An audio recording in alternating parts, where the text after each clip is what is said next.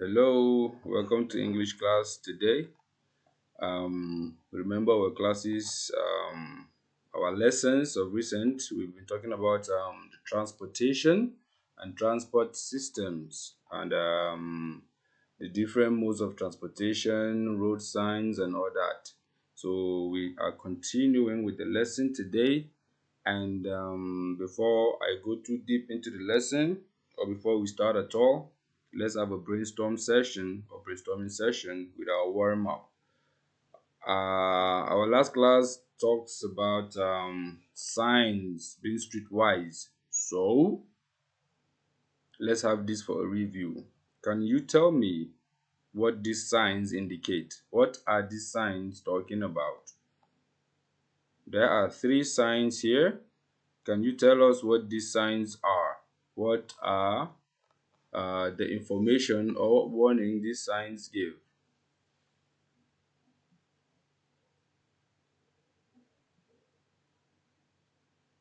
Okay, the first one here talks about a U-turn or a turn, a right turn for that matter. There's a sharp bend. That's what this one says. And here, there is a place on the road that there is a little ditch. So riders, be careful. Ditch ahead. So this talks about a dead end. It means the road uh, ends. There is a place ahead that the road finishes. It doesn't continue there. Dead end means there's no road anymore. And this it shows like a tipping sign at 35. I really do not know what this sign is particularly talking about, but it has something to do with load shedding, I think. Okay, but I'm sure of these two, and I'll work on this one and tell you what it means really, really, really soon. Okay, but road signs are road signs. They give information, they give warning, especially to road users and pedestrians. Okay, keep that at the back of your mind, and you can get more pictures of road signs for us to discuss in class so that we can be more streetwise. Okay, all right. So today we are going to be doing these three activities: listening, writing, and some exercises. All right, so let's go in quickly. So think of the road near your school. What are the problems for pedestrians, cyclists, and drivers? Here, the roads here, especially here in Bishkek, they are they are being developed to cater for these three road users, for pedestrians, for cyclists, and for drivers. I think the government here are trying with the road, they're trying to improve it day by day. But what do you think are still the problems that we're still facing with the roads here in the country? So let's have a discussion quickly. All right, especially with the road near our school. Okay, so what are the problems that pedestrians have, cyclists have, and drivers have? I'm sure by now you know what pedestrians are. Can anyone tell us who are pedestrians? Okay, pedestrians are those people that walk along the road. They're not riding bikes, they're not driving, they're not in cars, but they are just trekking, walking, using the road. So such road users are called pedestrians. Okay? So let's discuss about these problems quickly. Let's share ideas. Talk about what problems these people face here, the road users near our school. Let's go. Okay, that was a good sharing of idea. Now we are going to listen. We are going to do the listening exercise. So I want you to listen attentively while I play this audio. Remember, when you are listening, you try to be as attentive and as less disruptive as possible. We are going to listen to the head teacher. We are going to listen to a recording in which a head teacher and students talk about the school council and they are talking about the road problem close to their school. So basically, listen to the head teacher and students on the school council having a discussion. What are they talking about specifically? So the first question here is for you to listen and tell me what is the point of their discussion. What are they talking about? So listening between a head teacher and students of the school council.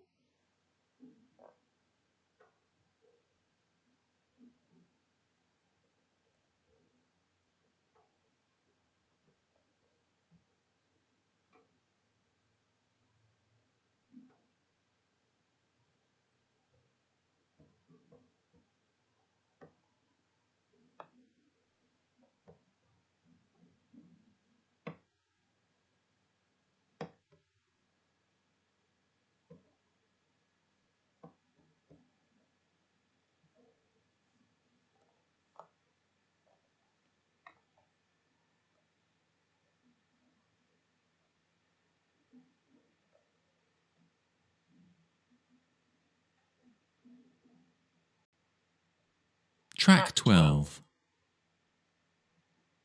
I know some of you and your parents are worried about road safety near the school. It seems there are three main problems. The first concerns those of you who come to school by car. When your parents drop you off, they have to stop on Garden Road. This means there is congestion near the school gate. In other words, there are too many cars there. And there are traffic jams on the main road too. The same is true when your parents come to pick you up in the afternoon. Yes, Jasmine? There are too many cars near the school. I'd like to cycle to school, but it's dangerous. Good point. Thank you, Jasmine. That is the second problem, cycling to school. There's a cycle path on the main road, but there are no cycle paths on Garden Road. And there are parked cars on Garden Road. That's dangerous for cyclists. Thank you. And the third problem is that not many students come by bus. That's because there isn't a bus stop near the school. The nearest bus stop is outside the post office, and that's a 10-minute walk away. So, now we have to talk about solutions. What can be done? I've got a plan here of something.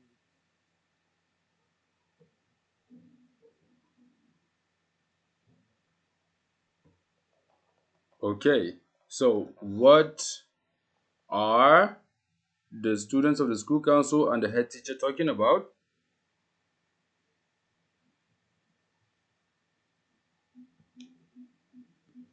Yes, they're talking about the road problems and road problems in the school, problems with people driving in, and how there is congestion and all that. And they were about to talk about the solution before it went off. So basically, they discussed the problems and they were trying to prefer solution to the road and transport problems faced by students of the school, right? Great. So let's see what we have to do now. Now, we are going to listen again and answer these questions. Number one, how many problems does the head teacher identify? 2. Why is there congestion near the school? 3. Where are the traffic jams? 4. Why is cycling on Garden Road dangerous? And 5. Where is the nearest bus stop? So have these questions at the back of your mind as we listen again. As we listen again, then you answer these questions, okay? Now you're listening for specific information. You have the questions, now listen so that you can answer them. Track 12. I know some of you and your parents are worried about road safety near the school. It seems there are three main problems. The first concerns those of you who come to school by car. When your parents drop you off, they have to stop on Garden Road. This means there is congestion near the school gate. In other words, there are too many cars there. And there are traffic jams on the main road too. The same is true when your parents come to pick you up in the afternoon. Yes, Jasmine? There are too many cars near the school. I'd like to cycle to school, but it's dangerous. Good point. Thank you, Jasmine. That is the second problem, cycling to school. There's a cycle path on the main road, but there are no cycle paths on Garden Road. And there are parked cars on Garden Road. That's dangerous for cyclists. Thank you. And the third problem is that not many students come by bus. That's because there isn't a bus stop near the school. The nearest bus stop is outside the post office, and that's a 10-minute walk away. So, now we have to talk about solutions. What can be done? I've got a plan here of something. Okay, I believe that you've been able to identify the answers to these problems and you've written them down. However, if you need it to be played one more time, I can help you do that. I can pause it and take it back just for one more time. But I expect most of you to have finished it by now. I know that our abilities are different. This is why I'm going to take it back one more time for those that aren't done to catch up and finish up. What you have to do with listening is sometimes you have to jot down some things, then later you develop the points and write them down as your answer. Okay? So maybe you've done 3 or 4 questions and you have one more to go. Play it for you. Take it back so that you can do it. But for now, we have to move on. So, we are continuing. Before the meeting with the school council, the head teacher asked all students to make a wish list. Here are some of the things they wrote. Okay? I wish we had a cycle shelter for our bikes. I wish I could cycle to school. I wish there were proper cycle paths. I hate waiting for the bus in the rain. I wish there was a bus shelter. I wish I didn't have to walk to school. I wish I could come to school by helicopter. Okay, so all these are wish lists that the students presented to the head teacher before the meeting started or before they started the meeting. Now, why am I showing this? I'm showing this because we are going to go to a special grammar. We are going to have a special grammar session now in which we are going to learn how to write such sentences like making a wish. So how we will do this is by using I wish that then plus past tense. I wish that is optional. You can just use the word wish then plus past tense, or you can add that. You can wish that, or you can wish and just write what you want to write straight up. Okay, so find the past tense verb in the sentences in exercise 9. Find the past tense verbs in the sentences in exercise 9. So where are the verbs that are in past tense in these sentences? I'm going to take it back again in this wish that the students wrote down here. Okay, I wish we had a cycle shelter for our bikes. Where is the past tense verb here? Where is the past tense verb here, and where is it in the rest? We have 5 different wish sentences here. Okay, so an example is given here. I wish we had. I wish I could. Okay, so these here, had and could, are all verbs in past tense. Okay, had is past tense, could is past tense. So remember that I wish is a way to express regret. Sometimes it could be a way to express regret.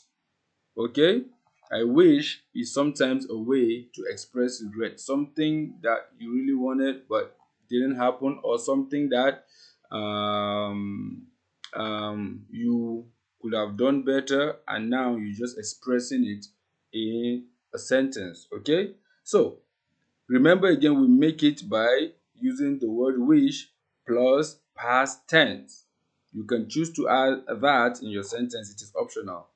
After wish or wish that, the past tense is used. Example, I wish we had a cycle shelter for our bikes. You see, there's I wish here, and there's an object here. Okay, I wish we had a cycle shelter. Had here is used. Had is the past tense. Okay, so that's how to make these sentences for expressing regret. So I'm going to take you back to these sentences here. Let's locate the past tense of the verbs that has been used here. Here it is had. I wish we had. Had is the past tense. I wish I could. Here it is could. I hate waiting for the bus in the rain. I wish there was a bus shelter. What is the past form of the verb used here? Of course, it is was. I wish I didn't have to walk to school. What is the past tense of the verb used here? Didn't. Didn't. That is past tense. Okay? I wish I could come to school by helicopter. Could is also the past tense of the verb. Okay? So put that at the back of your mind when you make such sentences. Now, here we go. So the writing task now, we are going to write a wish list. Okay? Write a wish list for your school. Remember to use the past tense after I wish that. Just like in the examples here on exercise 9 here, I want you to make a wish list for our school. What you wish for our school, and remember, most importantly, use the past tense after you write I wish that. Okay? Okay? So maybe you wish for like a football field, swimming pool, a change of seats, and maybe new amenities in the school or anything like that. You can write. So I would like you to write five wish list. Okay, good. Then last but not the least, here is a thought of this young girl. Read the girl's thought about her city. Then you write her wishes. Okay? She has 7 thoughts written down here. Then I want you to change these thoughts into a wish list, just like the one we have seen before and the ones you've written. I wish that, then you write your past tense of a verb. Okay? Her first thought is, there isn't a cycle path. The buses don't arrive on time. I can't cross the road near the school. I don't live near my school. There is no much pollution. There is so much pollution. Pardon me. There isn't a metro station near my school. There aren't any parks near my school. So for the first one, it has been done.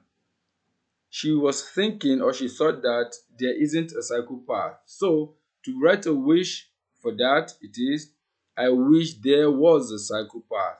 Okay? There isn't a cycle path is a thought, but now the wish sentence is, I wish there was a cycle path. Now notice the use of the past tense of the verb was. Okay? After I wish and that, or I wish, remember to use the past tense form of a verb. All right, so this is your last task. Do it and submit, and then we will do the corrections afterwards. All right.